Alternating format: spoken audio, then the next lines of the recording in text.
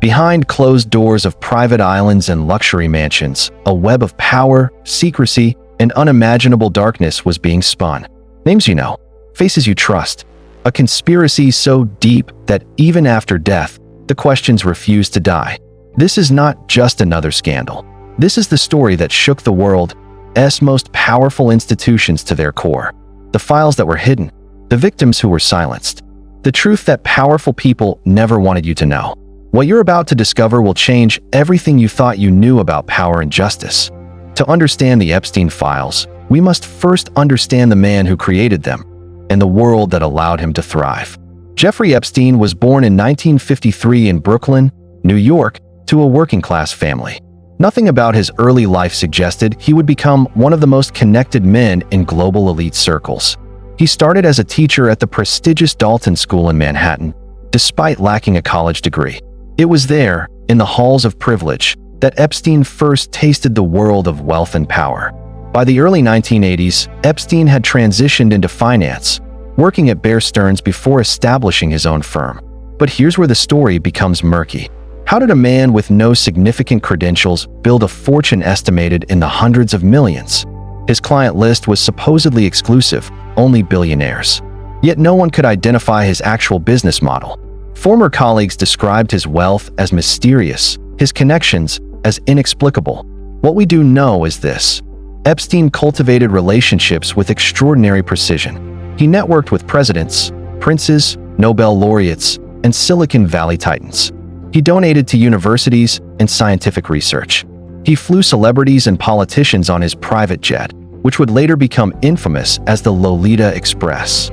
He owned properties in Manhattan, New Mexico, Paris, and the U.S. Virgin Islands, including Little St. James, the private island that would become synonymous with his crimes. But beneath this veneer of philanthropy and intellectualism, something sinister was unfolding. Throughout the 1990s and early 2000s, whispers began to emerge. Young girls, massage appointments, private parties, victims who were too afraid to speak. A system designed not just to abuse, but to silence. The first major crack in Epstein's armor came in 2005, when parents in Palm Beach, Florida, reported that their daughters had been molested. The police investigation uncovered a pattern. Epstein and his associates were recruiting underage girls, many from vulnerable backgrounds, offering them money for massages that turned into sexual abuse. Some victims were as young as 14. Despite overwhelming evidence, Epstein's 2008 conviction was shockingly lenient. He pleaded guilty to state charges of soliciting prostitution from a minor and served just 13 months in a private wing of a county jail with work release privileges that allowed him to leave for 12 hours a day, 6 days a week. The federal non-prosecution agreement, negotiated by then U.S. Attorney Alexander Acosta, granted immunity to Epstein and his co-conspirators. An agreement later ruled illegal because it violated victims' rights.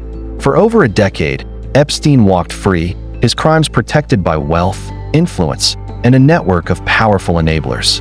But who were these enablers? What did the files contain? Why did it take so long for justice to arrive? These are the questions that haunt us still. Stay with me, because what comes next will expose the machinery of power that protected a predator. The Epstein Files are not just documents. They are windows into a system that protected the powerful and abandoned the vulnerable.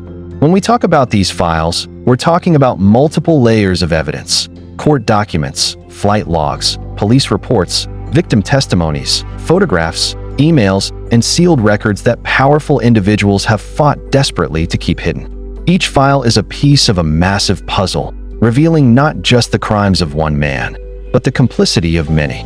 The victims at the center of this story deserve our full attention. They were teenagers, children, many from broken homes, struggling families, or difficult circumstances. They were promised money, opportunities, sometimes just kindness. What they received instead was systematic abuse, manipulation, and a lifetime of trauma. Virginia Roberts Giuffre, one of the most prominent survivors, was recruited at 16 while working at Mar-a-Lago. She has described years of being trafficked to powerful men around the world. Her courage in speaking out, despite threats and intimidation, helped crack open this case. Ghislaine Maxwell, Epstein's longtime associate and alleged madam, became a central figure in recruiting and grooming victims. The British socialite and daughter of disgraced media tycoon Robert Maxwell, she used her charm and connections to lure young girls into Epstein's orbit. Her trial in 2021 would finally bring some accountability, but it also raised more questions than it answered. The files reveal a network that spanned continents. Flight logs from Epstein's private jets showed trips to his private island, to his New Mexico ranch, to Paris and London. Passengers included former presidents, British royalty, Hollywood celebrities, and business moguls. Not everyone who flew on those planes was involved in crimes, but the proximity raises uncomfortable questions about who knew what and when. What makes the Epstein files particularly haunting is the protection he received. Despite being a registered sex offender, Epstein maintained his social standing. Despite multiple investigations, he continued to operate with impunity. Despite victims coming forward, the system failed them repeatedly. This documentary journey through the files is not just about exposing Jeffrey Epstein. It's about understanding how wealth and power can corrupt justice itself. It's about honoring the survivors who refuse to stay silent. And it's about demanding answers to questions that still echo in courtrooms and congressional hearings. Who else was involved? What are they still hiding? And will true justice ever be served? The mystery surrounding Jeffrey Epstein begins with a simple question that no one has satisfactorily answered. How did he really make his money? Epstein claimed to manage fortunes for billionaires, yet bizarrely, only one client was ever publicly confirmed: Leslie Wexner, the founder of Victoria's Secret and The Limited. Wexner gave Epstein extraordinary power of attorney over his finances, allowed him to live in his Manhattan mansion, and entrusted him with hundreds of millions of dollars. The nature of their relationship remains one of the case's most puzzling elements. In 2020, Wexner claimed he had been manipulated by Epstein, discovering financial irregularities totaling over $46 million. But how does a billionaire businessman not notice such manipulation for decades? Financial investigators who tried to trace Epstein's wealth hit wall after wall: shell companies, offshore accounts, tangled corporate structures that led nowhere. Some intelligence experts have speculated that Epstein may have been involved in financial crimes like money laundering or blackmail, using compromising information about powerful people as leverage. The mysterious nature of his fortune suggests something darker than legitimate financial management. Then there's the mystery of his connections to intelligence agencies. Epstein's Black Book, a handwritten contact list seized from his mansion, contained over 1,000 names, including intelligence officials, foreign dignitaries, and heads of state. Former government officials have claimed Epstein told them he worked for intelligence agencies, though no concrete proof has emerged. Was he an asset, a freelance operator, or simply a well-connected predator who understood the value of information? The mystery deepens when we examine his properties. Little St. James Island, purchased in 1998 for $7.95 million, became his primary base of operations. Locals called it Pedophile Island, long before mainstream media caught on. Workers who built structures on the island reported strange requests: a temple-like building with gold dome, underground spaces, and elaborate security systems. What happened in those buildings? Survivors describe being abused there, but the full scope of activities remains unknown. When FBI agents raided the island after Epstein's arrest in 2019, key evidence had allegedly been removed. His Manhattan townhouse, the largest private residence in New York City, was equipped with surveillance cameras in every room. Former visitors described feeling watched. The implication is chilling. Was Epstein recording his guests? Were powerful individuals being filmed in compromising situations? If such recordings existed, where are they now? The mystery also encompasses his network of recruiters and enablers. Ghislaine Maxwell was the most prominent, but court documents reference other women and men who helped traffic victims.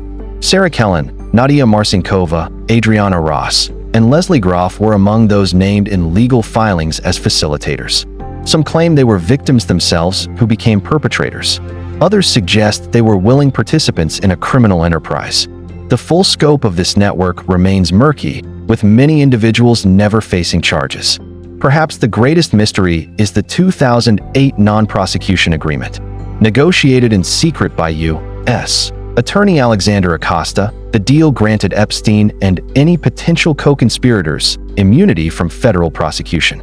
This sweetheart deal, exposed by investigative reporters in 2018, raised explosive questions. Who were these unnamed co-conspirators? How high did the protection reach? Why would federal prosecutors grant such extraordinary leniency to a serial child abuser with hundreds of victims? When investigative journalist Julie K. Brown of the Miami Herald began digging into the case in 2017, she uncovered something astonishing. Dozens of victims who had never been contacted by prosecutors before the plea deal was finalized, a violation of the Crime Victims' Rights Act. The deal had been intentionally kept secret from the very people it most affected. Acosta himself later resigned as Labor Secretary in 2019 after the deal became public. He reportedly told Trump transition officials in 2017 that he'd been told to back off Epstein because he belonged to intelligence. Whether this claim is true or an excuse remains unverified, but it adds another layer to the mystery. The sealed documents present another enigma. Thousands of pages from Ghislaine Maxwell's 2015 civil defamation case were kept under seal for years. Powerful individuals fought to keep them secret, claiming privacy concerns. When portions were finally released in 2019 and 2020, they contained explosive allegations against prominent figures, though many names were still redacted. What remains hidden? Who is still being protected? And then there are the mysteries that may never be solved. The full client list, the extent of the blackmail operation, the identities of all the men who abused trafficked girls, the location of potentially thousands of hours of surveillance footage, the contents of the safe that was reportedly removed from his island before the FBI arrived. Every answer uncovered seems to generate 3 new questions. Every document released raises suspicions about what's still concealed. The Epstein case is a maze of mysteries, and at its center lies a terrible truth. Powerful people would rather let questions remain unanswered than face the consequences of transparency. Suspicion has surrounded the Epstein case from the beginning, and it intensified dramatically on August 10, 2019, when Jeffrey Epstein was found dead in his cell at the Metropolitan Correctional Center in New York. The official ruling, suicide by hanging. But the circumstances were so suspicious that even the most skeptical observers raised eyebrows. Epstein was in a maximum security federal facility on suicide watch after a previous incident, supposedly under 24-hour surveillance. Yet on that crucial night, multiple failures occurred simultaneously. The cameras malfunctioned. The guards fell asleep. The required 30-minute checks weren't conducted. Epstein was left alone despite protocols demanding otherwise. The autopsy revealed injuries more consistent with homicidal strangulation than suicidal hanging, according to forensic expert Dr. Michael Baden, who observed the examination on behalf of Epstein's brother. Broken bones in the neck, the pattern of marks. These details fueled speculation that Epstein didn't kill himself, but was silenced to protect powerful people whose names might have emerged at trial. The phrase "Epstein didn't kill himself" became a cultural phenomenon, a dark joke that reflected widespread public suspicion that the truth was being hidden. Whether suicide or murder, the convenient timing of his death prevented a trial that would have exposed his co-conspirators and put powerful individuals under oath. Suspicion also surrounds the handling of evidence. When Epstein's properties were searched, authorities reportedly found disturbing materials: a safe filled with cash, diamonds, and a fake passport with Epstein's photo but a different name and Saudi Arabian residency. They found photographs of nude underage girls. They found the famous black book with hundreds of powerful contacts. But what didn't they find? Victims' lawyers have suggested that crucial evidence was removed before official searches, particularly from the island. The role of certain powerful individuals has generated intense suspicion. Prince Andrew, Duke of York, was photographed with his arm around Virginia Giuffre when she was 17, with Ghislaine Maxwell standing beside them. Giuffre has testified she was trafficked to the prince on 3 occasions. Prince Andrew has denied all allegations, but his disastrous BBC interview in 2019, where he claimed he couldn't have been with Giuffre because he was at a Pizza Express in Woking and couldn't sweat due to a medical condition, only deepened suspicions. He subsequently paid a settlement to Giuffre and withdrew from public life. Former President Bill Clinton's name appears multiple times in flight logs to Epstein's jet. though Clinton has denied visiting the island or knowing about Epstein's crimes. Former President Donald Trump was photographed socializing with Epstein in the 1990s and early 2000s, though he later claimed to have fallen out with him. The true nature of these relationships remains clouded in suspicion and incomplete disclosure. Ghislaine Maxwell's 2021 conviction provided some accountability, but suspicions remain about what she knows and isn't telling. Did she cooperate with authorities? Did she name names in exchange for a lighter sentence? Why weren't more individuals charged? The files that have been released raise as much suspicion as they settle, with heavy redactions protecting identities that the public believes should be exposed. Trust in institutions, the justice system, media, even the prison system, has been severely damaged by the Epstein case, and that damage may be permanent. The climax of the Epstein saga came not with his death, but with the slow, painful emergence of truth through the courage of survivors and the determination of a few journalists who refused to let the story die. In July 2019, federal prosecutors in New York arrested Epstein on new charges of sex trafficking minors in Florida and New York. This arrest, more than a decade after his lenient plea deal, came largely because of Julie K. Brown's investigative series in the Miami Herald Perversion of Justice, which interviewed dozens of survivors and exposed the corruption behind the 2008 agreement. The survivors' testimonies formed the emotional and legal climax of the case. In court hearings before and after Epstein's death, women stood up, many for the first time publicly, and described what had been done to them. They spoke of being recruited as children, groomed by Maxwell and others, abused repeatedly, and then discarded. They spoke of the psychological damage, the destroyed trust, the years of silence. Their words were devastating and powerful. Courtney Wild, one of the victims who fought to have the 2008 plea deal overturned, testified that she was 14 when Epstein first abused her. She described how she was recruited from a mall, promised money for a massage, and then sexually assaulted. She was coerced into bringing other girls, becoming an unwitting participant in the recruitment pipeline. "I was nothing more than a sex toy with a heartbeat to him," she told the court. When Ghislaine Maxwell finally faced trial in late 2021, the survivors had their day in court. 4 women testified under pseudonyms, describing in detail how Maxwell facilitated their abuse. Jane testified she was 14 when Maxwell befriended her at a summer camp and then groomed her for Epstein. Kate described being 17 when Maxwell recruited her under the guise of professional connections. Carolyn was 14 when she was first abused and testified that Maxwell touched her inappropriately while preparing her for Epstein. The jury deliberated for 5 days before returning guilty verdicts on 5 of 6 counts, including sex trafficking of minors. Maxwell was sentenced to 20 years in federal prison. For many survivors, this was the closest thing to justice they would ever receive. The document releases provided additional climactic moments. In January 2024, a federal judge ordered the unsealing of nearly 200 names from the Maxwell case files. The media frenzy was intense, though many of the revelations confirmed what was already suspected rather than exposing new conspirators. Still, seeing the names in official documents, seeing the connections laid bare, validated what survivors had been saying for years. The climax isn't a single dramatic moment, but an accumulation of truth finally breaking through layers of denial, protection, and institutional failure. Each survivor who spoke out, each document unsealed, each conviction secured. These are the peaks of a story that exposed the darkest intersection of power and predation. But even now, many believe the full climax is yet to come, that more names, more truth, more accountability still wait in sealed files and protected corridors of power. The Epstein case has fundamentally altered how society views power, privilege, and the justice system. Its impact ripples through multiple spheres of public life, exposing uncomfortable truths about institutional corruption and the vulnerability of the powerless. First, it has shattered the illusion of equal justice. The contrast between Epstein's 2008 sweetheart deal and the harsh sentences given to ordinary offenders for lesser crimes exposed a two-tiered justice system. Wealthy, connected predators receive protection while their victims, often from poor or marginalized backgrounds, were dismissed as unreliable or complicit. This has fueled broader conversations about wealth inequality and legal immunity for the elite. The case has also sparked a reckoning about sexual abuse and trafficking.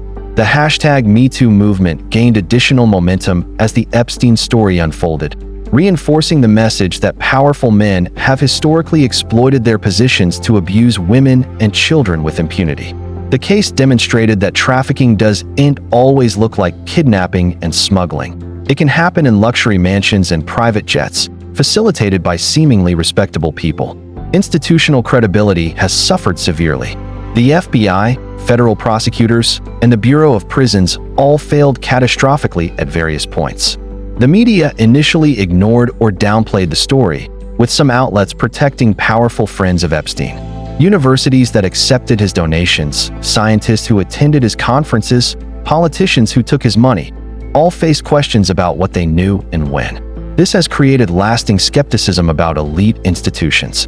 The case has turbocharged conspiracy theories, some based in documented fact, others veering into unfounded speculation. While some suspicion is justified given the real failures and cover-ups, the Epstein case has also become a symbol for conspiracy theorists who see evidence of grand cabals controlling world events. This has complicated public discourse, mixing legitimate questions with baseless claims. Positively, the case has strengthened victims' rights movements. The Crime Victims' Rights Act violation in Epstein's case led to renewed calls for reform. Survivors of sexual abuse have been emboldened to speak out, knowing their stories matter and can create change. Several states have extended or eliminated statutes of limitations for childhood sexual abuse cases, partly inspired by Epstein survivors who were denied justice due to timing. The case has also raised important questions about intelligence agencies, blackmail operations, and the intersection of espionage and crime. Whether or not Epstein worked for any government, his model, collecting compromising information on powerful people, has sparked discussions about how such operations might function. Perhaps most significantly, the Epstein case has created a template for understanding elite corruption. When other abuse scandals emerge, whether in Hollywood, sports, religious institutions, or politics, the public now has a framework for recognizing patterns. The initial denials, the institutional protection, the attacks on victims, and the gradual emergence of truth through persistent advocacy. The Epstein Files tell a story that's not yet finished. New documents continue to emerge. Survivors continue to seek justice. Questions continue to demand answers. This isn't just history. It's an ongoing battle between transparency and secrecy, between accountability and privilege, between the powerful and those they've harmed. The survivors who found the courage to speak deserve our deepest respect. They fought a system designed to silence them and won important victories, even if complete justice remains elusive. Their courage reminds us that truth, though often delayed, can eventually emerge. What do you think should happen next? Who else should be held accountable? Share your thoughts in the comments below, and don't forget to subscribe for more deep investigations into the stories that powerful people don't want told.